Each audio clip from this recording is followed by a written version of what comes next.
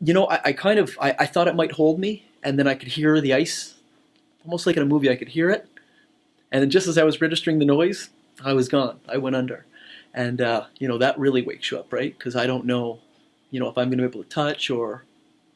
And then once I could kind of just, it took a moment just to gather myself, and like I said, at that moment there, I knew that one of two choices: I go back and the dog drowns, or I just keep trying to get to him, and we'll hope this ends well. So. Was it like? Can you describe the cold when you went in though?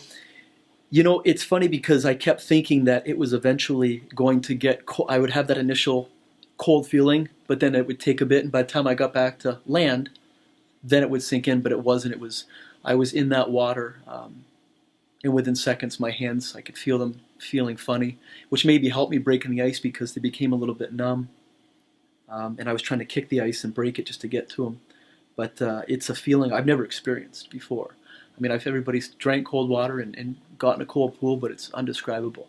And you know, I don't suggest anybody tries that or does it. And for someone to say, "Well, you did," well, I just at that moment, you know, I kind of assessed my own physical abilities, and to be quite honest, I just was more comfortable getting in the water and freezing for a little bit than watching that dog go under and never coming back up.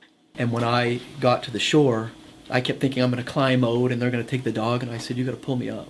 There was nothing in me. So a reality check for sure. You know, when you think you go into cold water, you can just swim back, and you know. You know what? I'm an animal lover, and I love dogs, and like I said, you don't think about it. You know, there's no heroics here. I wasn't even thinking as a police officer. You see somebody or something in trouble, and that dog wasn't going to save itself, and it was, you know, buried in there, into that pocket of water pretty good, and yeah, it feels good in that sense to, you know, the dog. It's a happy ending. You know, the dog. You know, the dog's okay.